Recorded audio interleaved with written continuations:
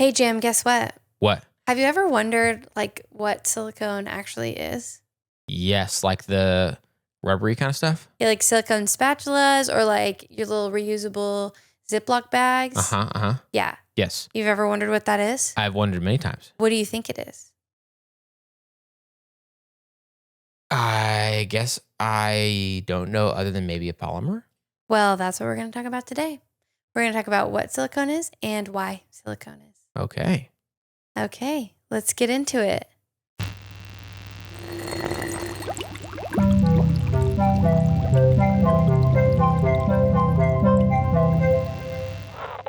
Hey, I'm Melissa. I'm Jam. And I'm a chemist. And I'm not. And welcome to Chemistry for Your Life. The podcast helps you understand the chemistry of your everyday life.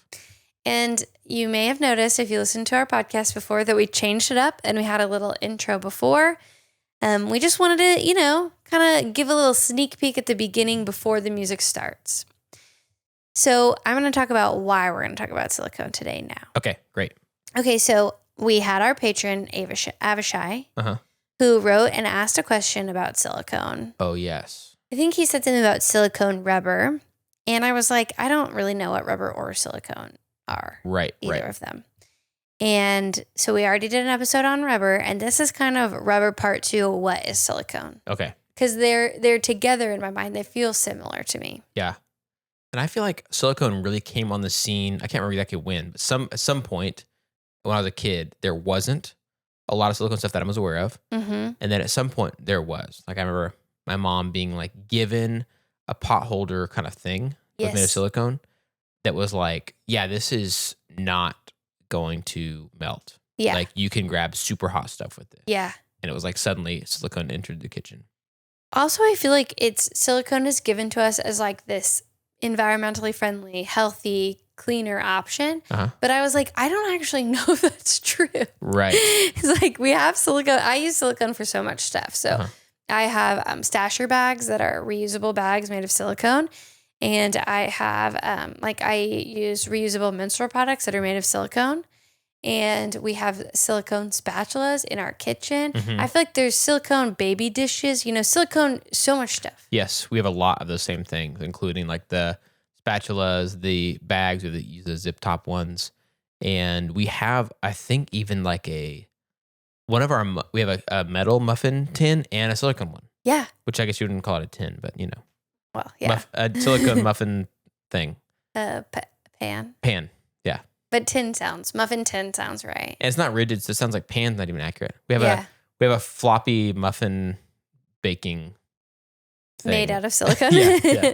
So, we have silicone in all these places. And I guess I realized when, Avishai sent that question in that I really wanted to dive into it and learn like, what is silicone? Is it a plastic? And is it even healthy for us? Okay. The way that it's sold to us as being healthy. So that's what we're going to talk about today. Excellent. Okay. Awesome. Another tiny preview or preface, I guess, is it was hard for me to find good information about silicone, which doesn't super surprise me because it is so commercially available and has all these like, oh, it's green, it's healthy, it's this, it's that. So many like green washed websites were trying to sell me silicone that I was like, okay, but I don't want to buy it. I want to know really about it. Yeah. Eventually I did find some good resources, but it's one of those cautionary tales of make sure that when you're sifting through stuff that you know where it's coming from and that it's a trustworthy source. So one example of this, I went to Google Scholar to try to find some journal articles. And there was one, it was a study with silicone menstrual cups. And it was all positive findings, but I thought it was weird because it was one particular brand of menstrual cup. And usually you'll get a lot of one product being tested, from several brands. Right. So I thought that was kind of weird. And so I went and looked a little further and they were funded by the company who sells that thing. Yes. And I was like, oh, you almost got me. You had me in the first half, you know? Yeah. So you have to be really careful of where you're getting your information from when you're looking up something like this that is, I don't want to say overhyped, but it's just so talked about. Right. And companies have a vested interest in us wanting to buy it. And so you just have to be careful.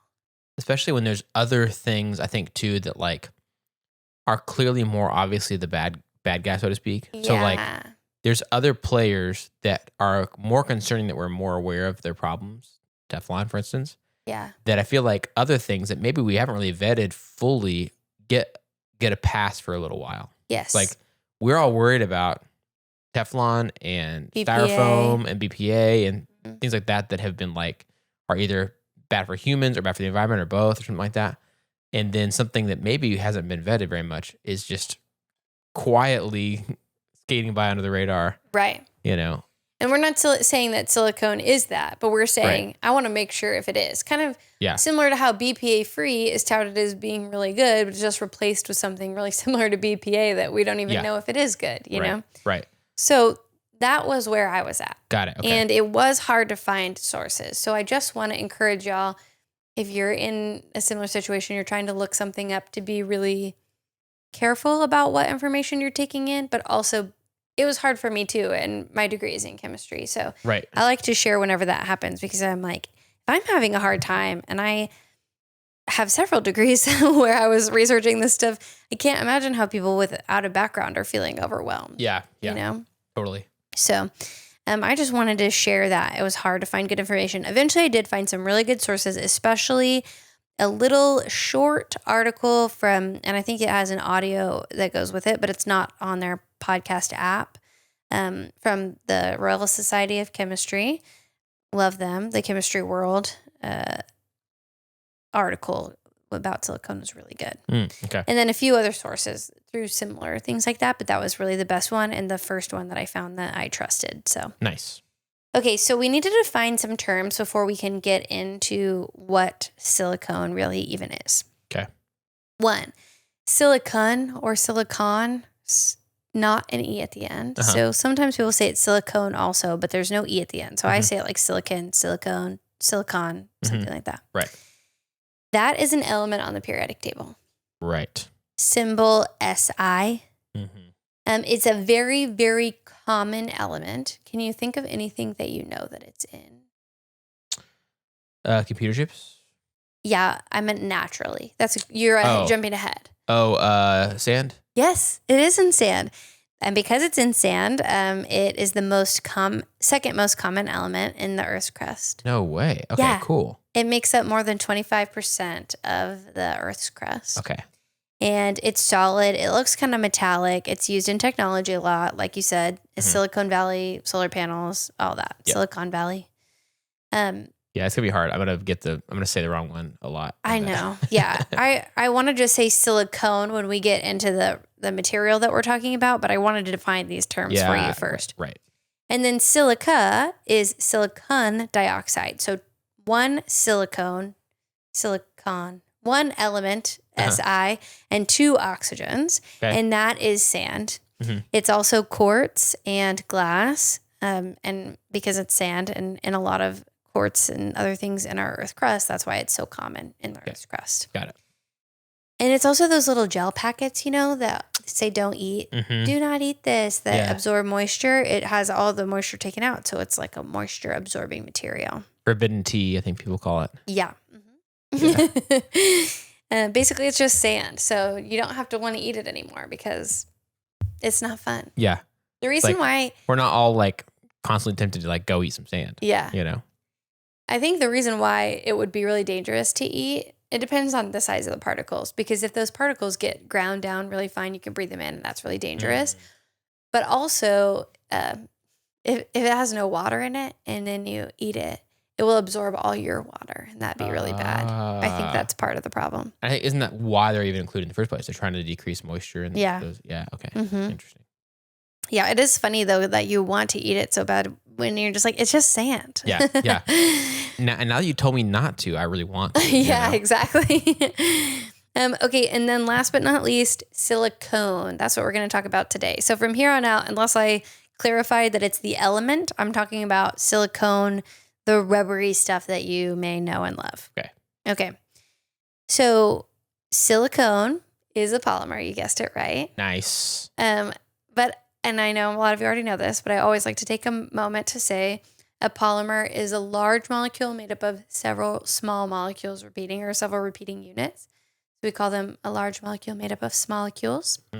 And a good reference for that is like a bead on a necklace. You have a bead that repeats over and over, and taken as a whole, that's a necklace. So that's a polymer. That's what silicone is. But a lot of the other polymers we talked about are carbon-based. So the repeating units are either just carbon or carbon and oxygen, and that's what plastic is carbon-based. But silicones, the difference is instead of carbon, they have silicon, the element. Okay. So instead of carbon, oxygen, or carbon as the repeating unit, it's silicon, oxygen, silicon. Okay. So that's the difference. Got it. Is instead of it having a backbone of carbon, it has a backbone of the element silicon. Okay. So that's what makes it a silicone. Okay. It's just the silicon makes it a silicone. Okay. I'm glad it's that, because if it was going to be like some sort of misnomer like that, I was going to be really annoyed. Because like, why are they calling this thing silicone? And it's like in our daily lives now, if silicon is not a pretty big reason why. Yes, it is a big reason why. So glad. I had no reason to believe it wasn't, but I just was like, what if it's one of those things? What if it's, it's not. It's not, luckily. It can have carbon branches attached. It has, silicone is just under, is it just under carbon on the periodic table? Let me just double check that real quick. But it has similar bonding. It is just under carbon. For some reason, suddenly I was like, oh no, am I wrong? Okay. It has very similar bonding. It likes to make 4 bonds. So it's similar to carbon. But the backbone is silicone, but can still have carbon functional groups or branches attached. So that's like little groups of elements that will make it act a certain way. It can still have those bonded to carbons, but the main backbone is silicone. So it's not like it's a carbon-free something. Yeah. Oftentimes it can be made by mixing in hydrocarbons into another substance. So you can have hydrocarbons in there, but it's like the main backbone is the silicon element instead of the carbon element. Got it. And what's crazy is with just that swap out, it's considered by chemists, so not just by the public, to be relatively low toxicity. It is not very reactive. It is resistant to heat. So like you said, you can use it. You can't use plastics in the oven, but you can use a silicone baking pan in the oven, or you can use a silicone hot pad for taking things out of the oven. Right. Or we have a silicone popcorn popping bowl, that doesn't like melt in the oven or in the microwave. So it has a good thermal stability. It doesn't melt when you heat it up. It doesn't really break down when you heat it up over and over, so you can use it repeatedly. It has good gas permeability, and that'll come into play a little bit later when I talk about one of the other applications. And it's UV resistant, so it doesn't break down in UV the way some plastics do. Okay. So all those things really do make it good to use over and over, unlike plastics. And the relative inertness, like it's not very reactive. It doesn't really melt with plastic or in heat the way plastic does. It doesn't really break down as much in the sun as plastic does. All that means that it really is, I'm not going to say not toxic at all, but less than plastic. And we'll talk more about the healthiness of it later, but that one swap out for having, instead of carbon as a backbone, silicon as a backbone, it does change all these properties as compared to regular plastic. Okay, got it. And I really like that because I think it really shows you how, if you're just like looking at these elements, you think, oh, that's not much of a big deal. Sometimes people who are trying to make you scared of chemicals will say it's one element away from plastic, Right. But that doesn't really mean anything, because this is one element away from plastic, and it's totally different in behavior. Yeah. Or it's like, what if you swapped out the oxygen for chlorine? Yeah. It's like, okay, that's a problem. If you swap any element from one to another, you could have a very different situation. Very different situation. Yeah. Absolutely. Yep. Okay, so some of the good ways that it's used that I think are fun, that we've talked about some already, is it is used in construction, electronics, waterproofing, food and pharmaceutical products, beauty products, like shampoo has some silicones in them. And this was the most surprising to me. Breathable contact lenses are made of silicone because they have good permeability to the gases. So that's why they're breathable. Right. Which I never thought what contact lenses were made out of. I'd like to now do an episode about contact lenses. Yeah. Like, how do they help you see, actually? Yeah. So that was really interesting. Another place that they're used, and I wanted to shout out Stephen B., one of our patrons who works at a dry cleaning place. I think he asked me about this, but a liquid form of silicone that is considered better for the environment than traditional dry cleaning solvents is decamethylcyclopentasiloxane. Oh. I'm pretty sure he asked about, he was like, there's a solvent that, it's called this, and have you heard of it? And I was like, no, I haven't. And when I read that, I immediately thought of him. So dang, that's cool. So silicones are everywhere. They can be liquid, they can be rubbery, they can be solid or resin forms. Okay. And I just lost my spot. Okay, and the only difference is the carbon swapped out for silicone. But I do think that it's important to talk about where we think the differences and properties come from. Mm-hmm. So we've swapped out a carbon-oxygen bond for a silicon-oxygen bond. And you'd think that that would be very similar because their structures are similar where they have 4 electrons on the outside ready to bond. Okay. But I'm going to talk about, this is your chemistry lesson, so I'm going to talk about the atomic radius. How big are these atoms actually and why? Okay. And most people who've taken a chemistry class may have learned this already, so this is just jogging your memory. But I want you to visualize a carbon atom as having, like a core center of protons and neutrons. Okay. And then around it, you can picture it as a sphere. They're not all perfectly sphere, but I think for this use it would be fine. Around it, there's a layer of 2 electrons. Okay. And then for carbon, the carbon has 6 electrons total, but the next layer has 4 electrons in it. Okay. And all 4 of those electrons are trying to bond. Okay. And so they're going to be out and about. They're trying to make bonds. So that's why carbon likes to have 4 bonds. So it has, you said carbon has 2, and then in the first layer, and 4 in the second layer. Yeah. Okay. The second layer is not really spherical, but that doesn't really matter. Okay. Okay. We can have the wrong model of the atom for this purpose. Okay. But I just don't hold me to it. Yeah.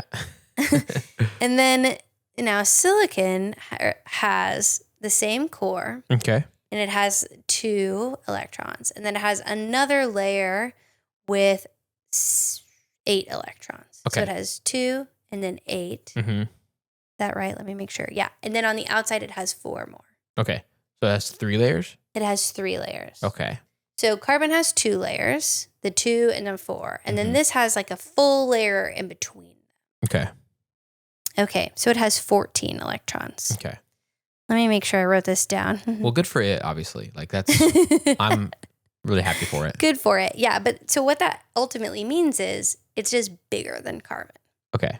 So we talk about these atomic radius trends if you remember when you took chemistry, as you go down the periodic table, because they have extra layers of electrons, they get bigger and bigger for each row in the periodic table. Right.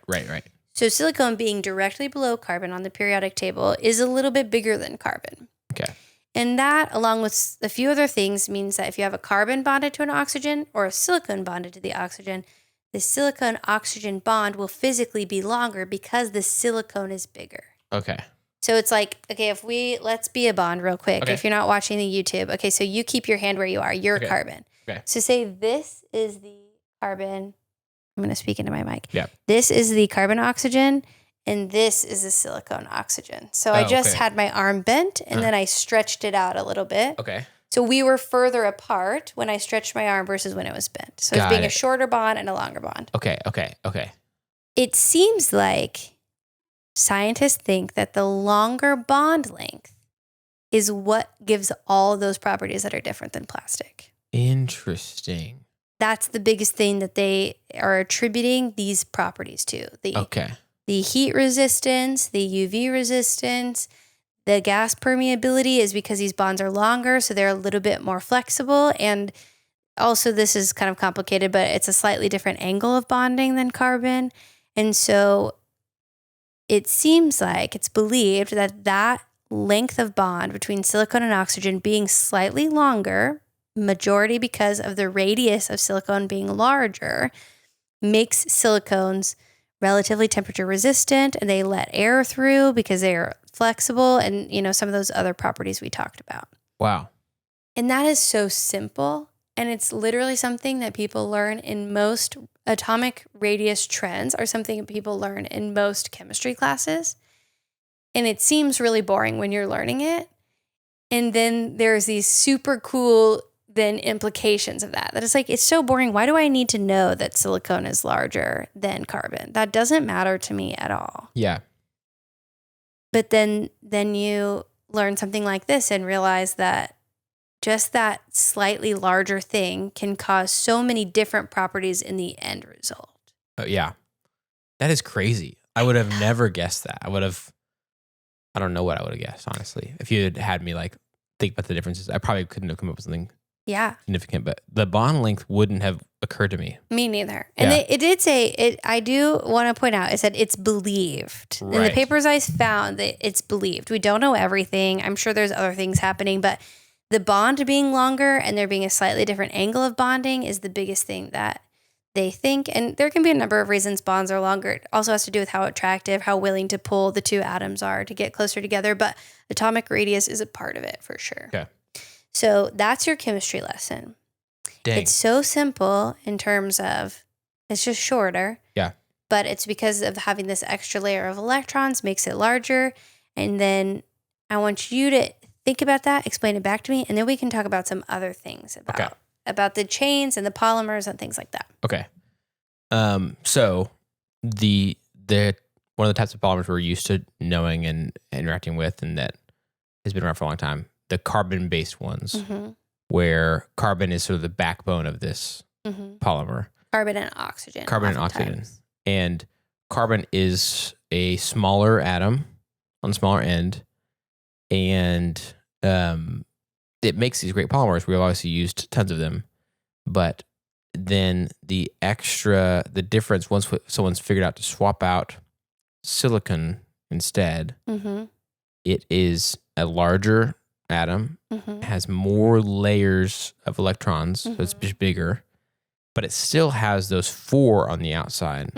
That is what it's bonding to other things with and exchanging with or whatever. And just like carbon does. But whenever it does do that, it makes these chains, these polymers with oxygen. It's doing that in a really similar way to carbon, but because it's larger, it's sort of further away from the oxygen, but still bonded to it. And because it's a little further away, but still bonded and still makes a really good polymer, something about that is what allows it to have fairly different properties from the carbon-oxygen polymers. Yes. Like the heat resistance, the UV resistance, the flexibility. Did you say that was part of it? Or breathability? Breathability, the way the gases can pass through it relatively easily. Yes. That's crazy. I wish I could think of a good analogy for that, because it seems like because it's not intuitive, I can't, at least at the moment, think of something that'd be strong, not necessarily stronger, but have benefits to it. Yeah. When it's further apart. I think it'd be easier to think of something being stronger when it's more sort of dense and heavier and impermeable, Yeah. So I'm kind of struggling with that. I don't know. Yeah, I don't know. It's hard for me to, so similarly, I'm like, oh, interesting. The bond length is longer. I know why the bond length is longer, and we can talk about that all day. But it is hard for me to intuitively say, so that's why it's heat resistant. Because that seems weird to me, Yeah. And there are other things like Teflon is relatively inert just by itself. But if you heat it up, I believe the fluorines will break off and they'll form radicals. And so I'm like, I don't know that we could have anticipated this. Right. I think it might be one of those things where it turns out that this happens, and maybe really good theoretical scientists could have predicted this, but I was surprised to learn that too. Is it possible that, so like a lot of elements, there's some figures out there about if you just had a pure amount of this thing, you could just have pure amount of carbon, pure amount of silicon. Mm-hmm. This one has like, a higher melting point or whatever.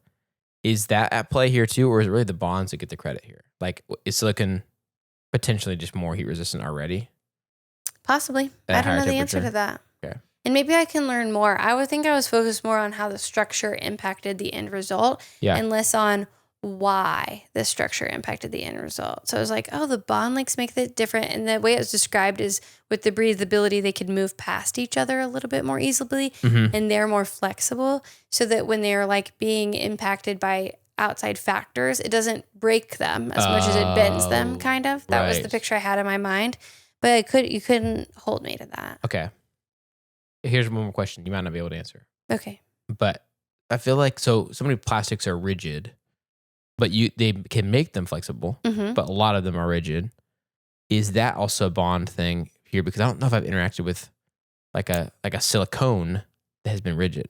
You probably have and don't know because there are resins that are silicones. Okay. So that's kind of what we're going to get into next. I think that has to do with three things, actually. And that's what I was going to talk to, so you kind of perfectly transitioned me in. Perfect. Oops. So besides the bond length, the other features that impact the function of the substance is, one, the length of the polymers themselves. Okay. So imagine if you had a really short necklace versus if you have a longer necklace, that could impact the texture, I guess, of the overall of what your end product is of the silicone. So like if we look to how long the polymer is, how many of those repeating units there are, a short necklace with less beads versus a long necklace, the short silicone chains give low viscosity oils. Okay.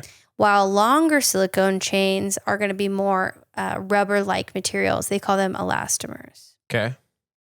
And then when they fall between the two, they're almost more like the cornstarch and liquid or cornstarch and water substance that you sometimes make, where it can be rolled into a ball, but if you leave it, it sort of flows out. Okay. So silicones can be all of those. Okay.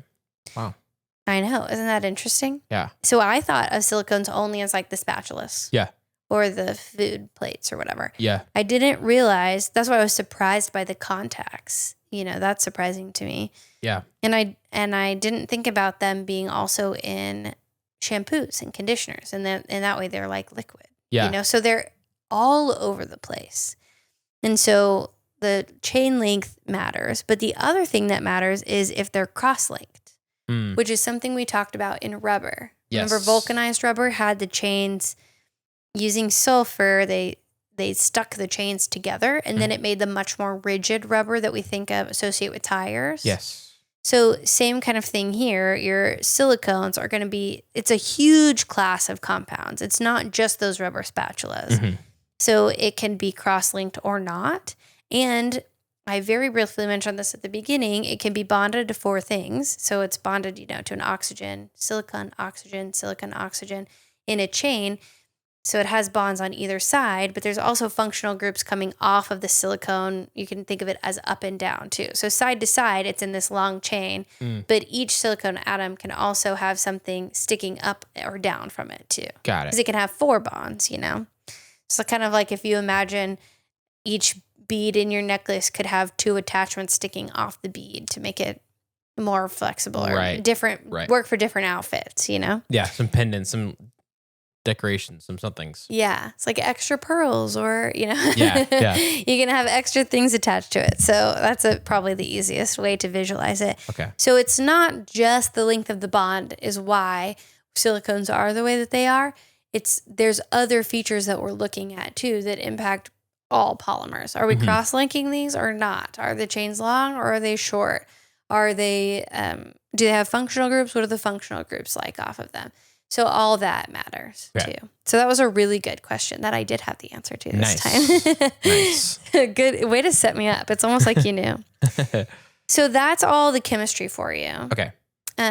Your lesson was great. So you gave it back to me really good. So as a reward, we're going to talk about the safety of silicone. Okay, cool. Okay. So I'm going to caveat this and say I'm not a medical doctor. I originally wrote I'm not a doctor, and then I realized that was not true. Yes. I think you've said that before. Like since getting a PhD, you said I'm not a doctor, and you're like, well, actually, wait. Technically. Yeah. So I'm not a medical doctor, and I do have a expertise in chemistry, but I'm not a bioactivity expert. So I'm not going to say I know how these act in your body.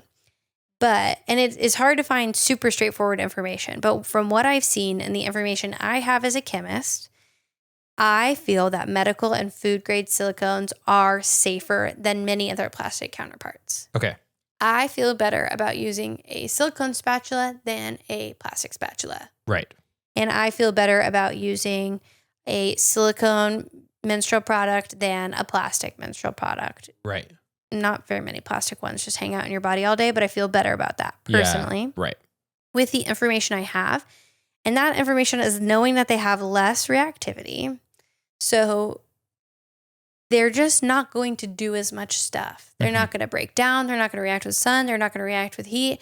And so they're going to stay intact more. And then some sources that I read, although I was like, I want an original source, a primary source on this, indicated that they have low bioactivity. So your body doesn't react with them the same way it would. It's not trying to go into your body and replace carbon, you know? Right. Some radioactive elements, like a big thing with radium is it tries to mimic calcium and will literally like bore holes in your bones because it's acting like something else. It can't really do that to pretend like it's carbon and mess with your systems from what we know so far. Okay. So it doesn't, what I've read seems like it has low bioactivity. It's not going to react with your body very much. And it's just pretty inert. Yeah. So there's just a lot less leaching into your food. So if you have like a silicone baby bottle tip, it's going to leach a lot less than if you have a plastic version of that. Yeah. And why are you smiling? I just was remembering a commercial for the silicone containers we have. He was talking about it as less likely to leach into your food and stuff like that.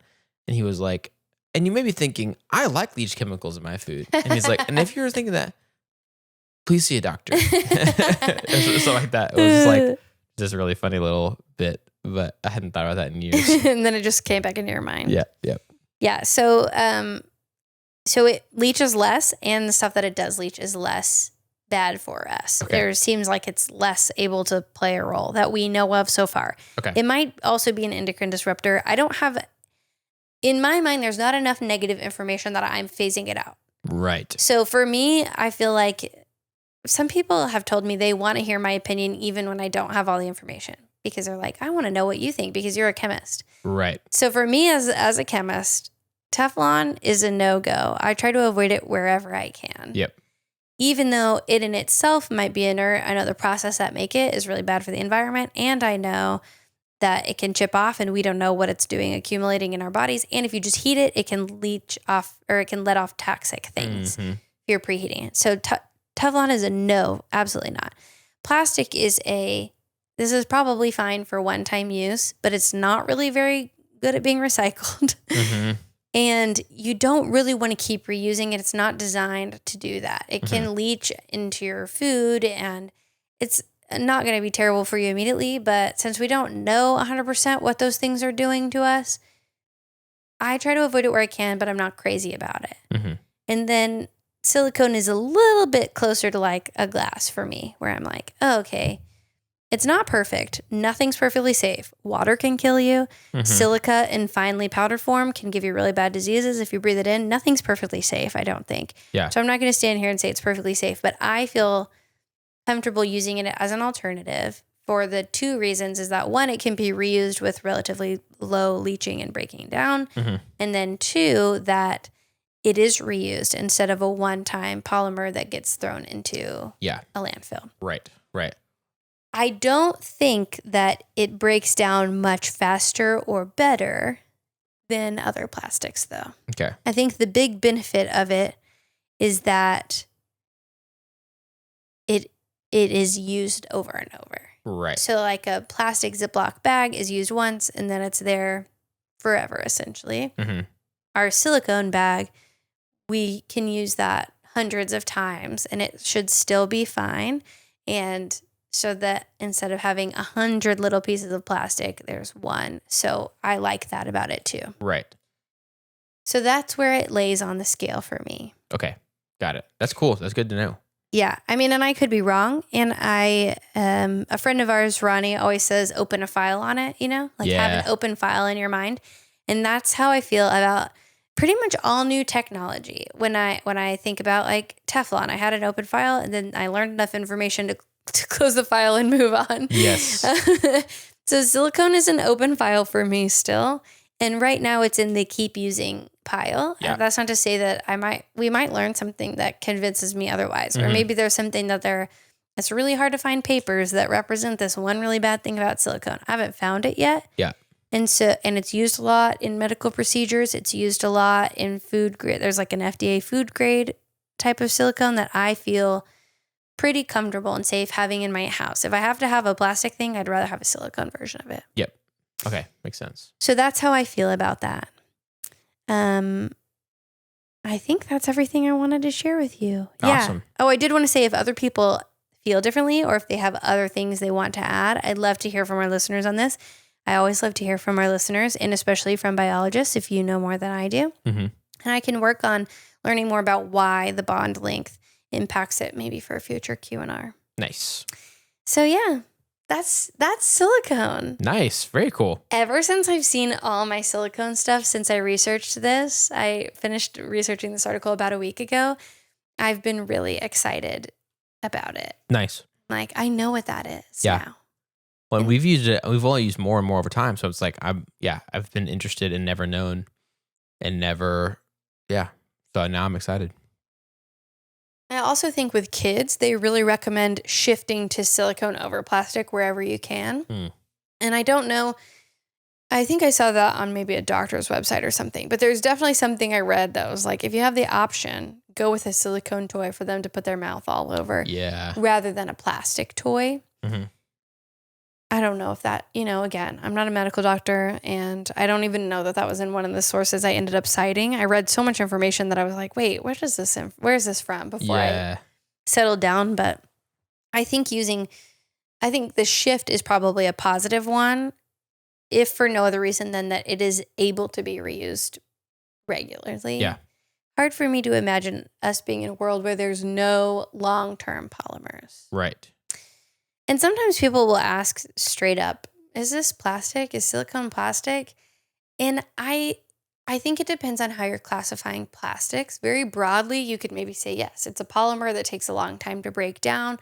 But I don't think it's in the same category as what we think of when we think of plastics in our day-to-day life. I don't think of my contacts lens as a plastic thing. I don't think of resins really as plastic. Yeah. I don't think of like shampoo and conditioner as plastic. So yeah, I think it's I think it's a gray area. I don't consider it quite the same as plastics, but I also don't think it's the end all be all, the greenest, the best alternative. I mean, anywhere we can use materials like glass and aluminum, we try to do that. Yeah, right. So that's my little bit about silicone. Nice. I'm out so happy. I really am. I'm like, this is silicone on my watch. It's just everywhere. So it's very exciting. It really is. Oh, yeah. My watch too. Probably. Yeah. I would guess. This seems like a silicone thing, not. And people have silicone wedding rings, but yours is leather, right? No, it's wood and concrete. Oh, wood. Oh, that's cool. Yeah, probably it's like a really fine concrete of some kind. So wherever you are right now, look around you and see what silicone you can find. I found my watch. Probably my watch. Maybe some phone cases. I don't know. They have different. Oh, my phone case. Oh, no, my phone case is biodegradable. That's right. Mason has a silicone phone case. Yeah. Yeah. Interesting. So listeners at home, do the same thing and let us know all the silicone around you. There's a lot in my kitchen. I feel like that's the biggest. Yeah. And its benefits make sense. It makes sense that you'd use it there. Those silicone spatulas to clear the sauce out of spaghetti sauce jars, to get every last thing out of your pot, those things are useful. To make eggs and they're like gentle, but yeah, it's perfect. They're like a perfect spatula for that. And I don't feel like those existed when I was a kid. I really don't. Like you said, you remember when your mom got that. Yeah. Oven mitt or whatever and then thinking of the baking pans made of silicone. I'm like, yeah, we didn't have those. Yeah. They're new on the scene. Yeah, they are. Yeah. And I feel like it's funny because I'm sure there's people who were like, oh, I always remember having them. And stuff, depending on how old they are. But That's true. there's definitely a time when it became a thing, which is kind of cool. Yeah. Maybe that'll seem like we're really old later when we say that. When whenever silicone or the next thing is everywhere, we'll be like, well, I remember whenever we were still using this. We were using plastic spatulas. We had these Teflon pans. And, when I was a kid. I remember so clearly my mom had this super 80s spatula. It was like a pink handle.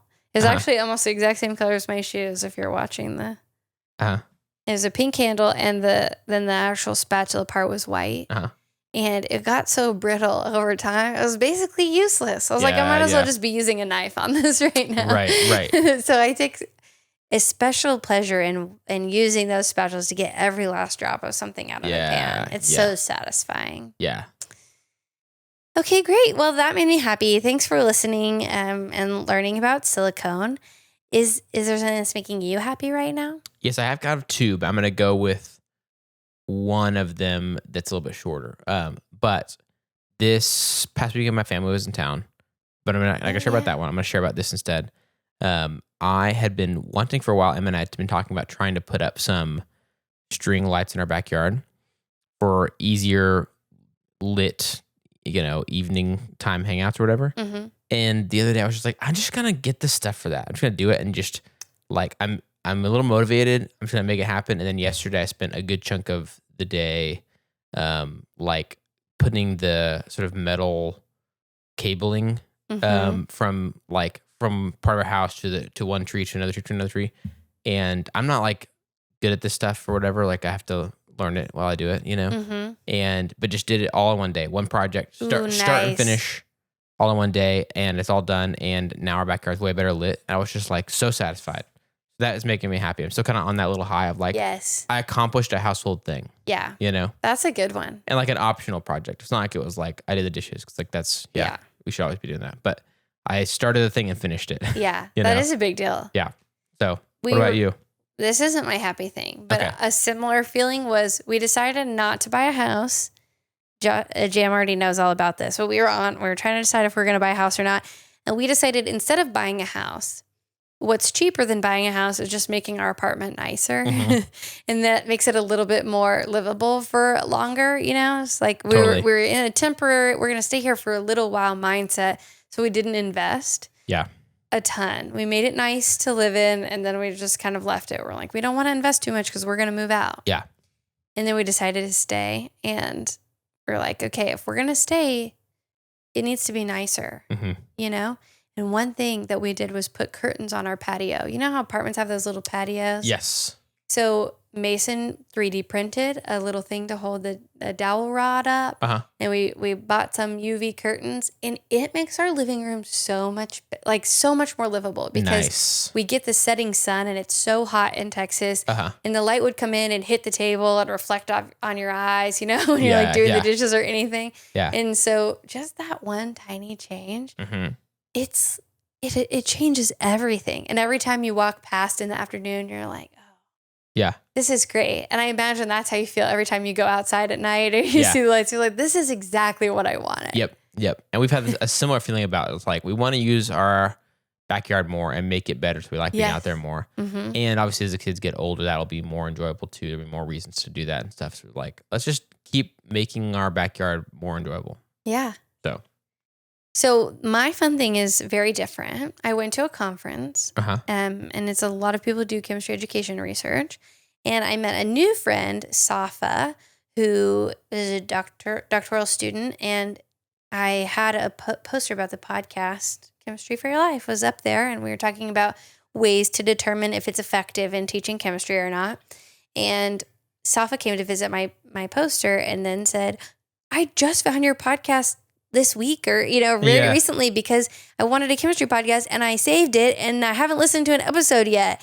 And then later that day she came back and said, I listened to one of those on a walk and it was so exciting. And I was like, that's so cool. And so I was talking to Safa about that. And then another woman, Ronya, came up and Ronya was like, just sort of joined the circle. And Safa said, she has a chemistry podcast. And Ronya said, that's you?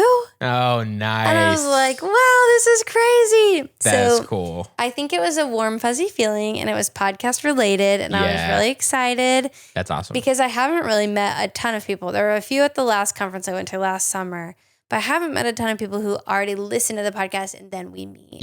Yep. And so I thought that was really fun.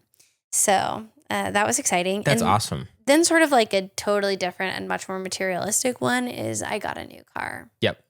And nice. Jim already knew that, but I'm really excited about it. Yeah. And we're going to take it on adventures and go camping, and I'm really excited. That is exciting, especially because especially in Texas in the DFW area where we live, we're using our cars a ton and we're very car dependent. It's a downside of our area, but it does mean that when something like that changes, it's a huge deal because it's a daily, multiple times a day, constant thing that you're in and using, that we rely on, a little utility thing that we have to kind of have. Yeah. And so changing it out makes a huge difference. Like multiple times a day, you're like, oh, I have a new car.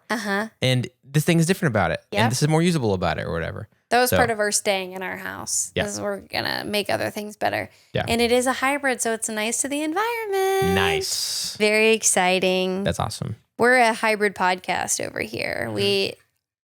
All but one of the cars that we collectively own is a hybrid. That's right. Yeah. And one was married in, Yeah.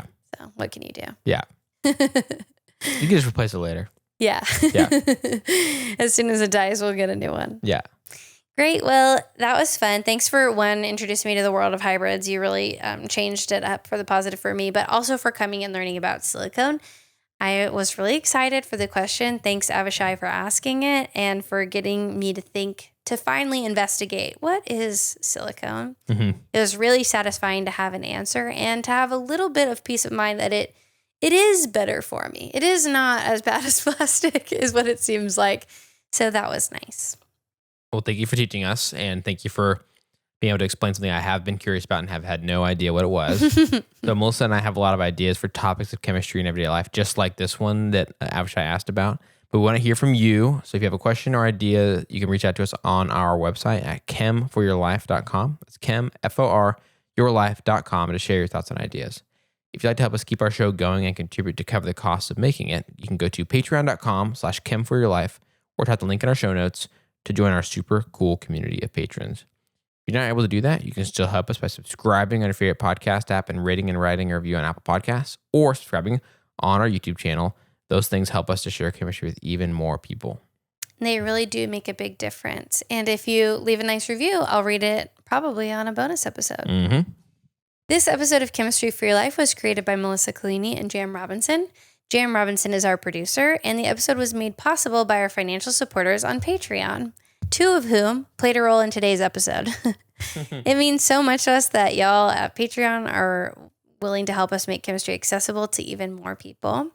And those supporters are Avishai, who helped come up with the idea for this episode, Bri M, Brian K, Chris and Claire S, Chelsea B, Derek L, Emerson W, Hunter R, Jacob T, Kristina G, Lynn S, Melissa P, Nichole C, Nelly S, Stephen B, Shadow, Suzanne P, Timothy P, and Venus R. Thank you all again for everything you do to make Chemistry for Your Life happen. And if you'd like to learn more about today's chemistry lesson, you can check out the references for this episode in our show notes or in the description of the video. Yay, chemistry! Yay, chemistry!